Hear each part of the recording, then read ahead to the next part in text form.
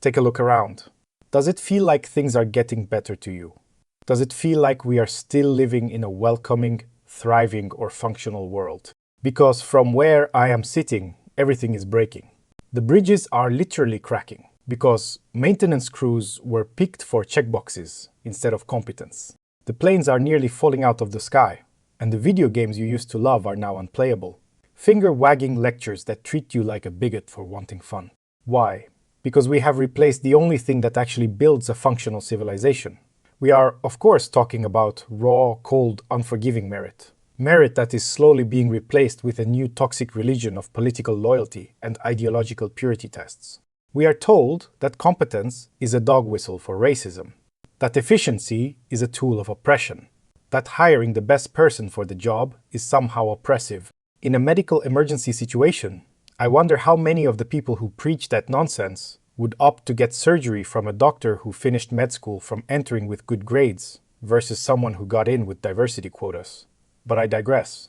As it turns out, when you stop hiring the person who can actually do the job and start hiring the person who fits the list, society starts to slide straight into the dirt. Today we are going to look at how we have built a modern nomenclatura that would make a Soviet commissar blush, and how it is driving the biggest companies on earth, entire industries, and even governments into absolute unmitigated ruin. If you want to see our future, just look at the Soviet past. They had a system called the nomenclatura, a secret list of every important job in the entire country. Factory directors, engineers, teachers, even train conductors. You could not touch one of those positions unless the Communist Party personally signed off that you were politically reliable. It did not matter if you were the greatest mind of your generation. If you were not a vetted comrade, you were cleaning toilets or starving in a gulag. Stalin, the man they literally called Comrade File Cabinet, used these records to stuff every level of government with people who were loyal but completely ineffective. Why? Because a truly competent person might eventually challenge his power. A loyal idiot will just obey. This created a bureaucratic elite, a whole new class that lived in luxury dachas, while the rest of the country stood in bread lines for soap and shoes.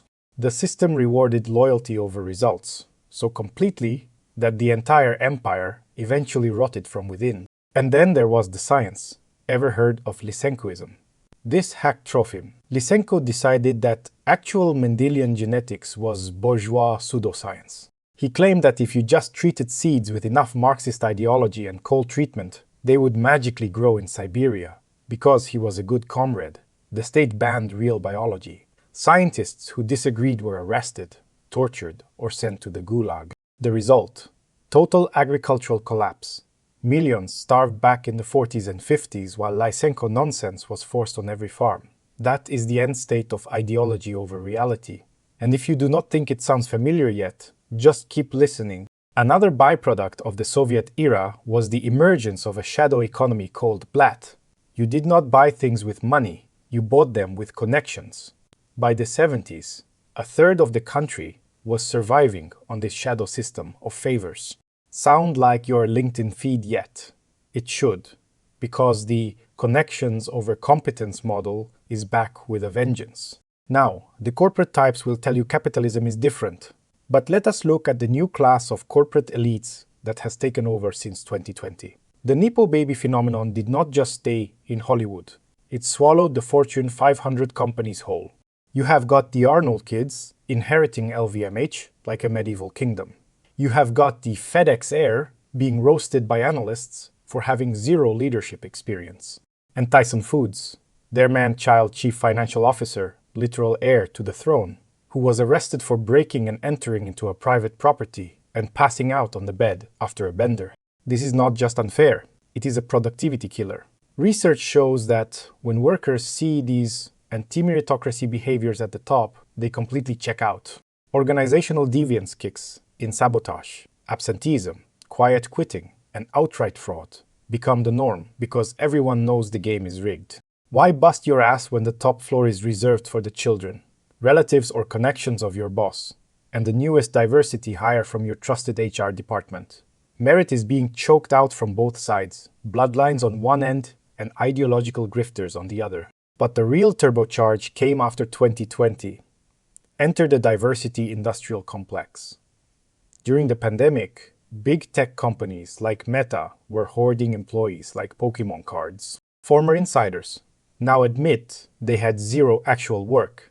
They were hired purely to hit demographic quotas and to keep talent away from competitors. It was fake work on an industrial scale. And look at the entertainment world. You wonder why your games are absolute trash now. Because they are not products anymore. They are government-funded propaganda machines. Dustborn got hundreds of thousands of euros from the European Union and over $250,000 from the United States government, just to push a counter-disinformation narrative.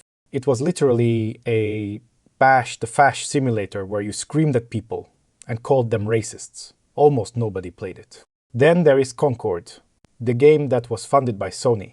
They poured up to $400 million into a hero shooter.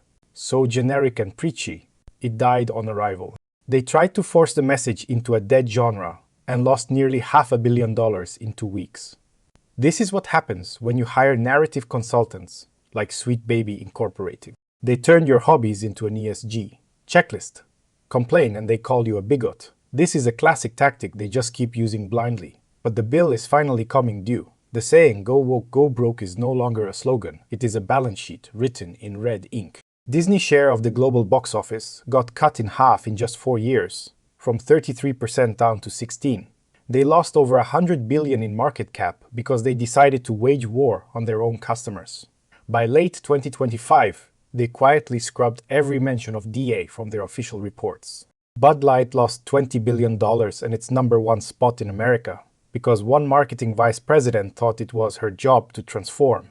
What she perceived was a fratty image. They traded their core drinkers for a social credit score and got nuked by the market. Even the banks were not safe. Silicon Valley Bank was the woke bank of choice. Their board was a perfect demographic checkbox. 45% women. Heavy LGBTQ representation. Veterans. Everything except anyone who actually understood bond risk. They were so obsessed with the social part of ESG, they forgot governance completely.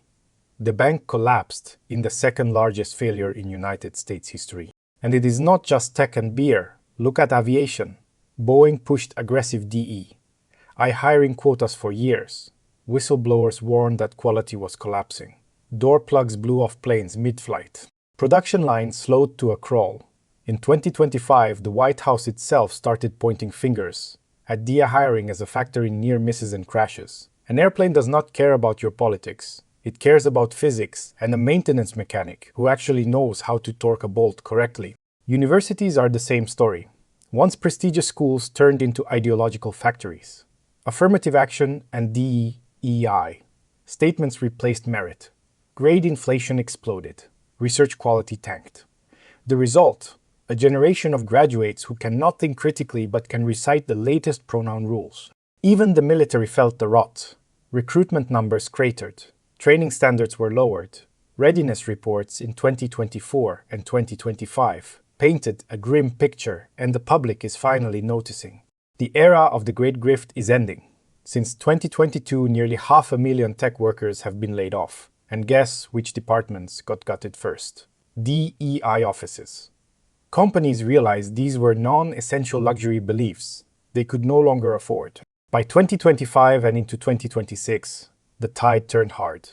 Walmart, Meta, Amazon, international business machines, Bank of America, Lowe, Salesforce, Uber, the list of major corporations, quietly rolling back DEI targets, scrapping hiring quotas, and removing diversity language from reports grows every month. They are not announcing it with fanfare. They are just doing it because the balance sheet demanded it. Nature is healing. Reality is reasserting itself. We are moving from a world of identity back to a world of execution. Because at the end of the day, an airplane does not care about your politics. A bridge does not care about your pronouns. A company does not survive on loyalty alone.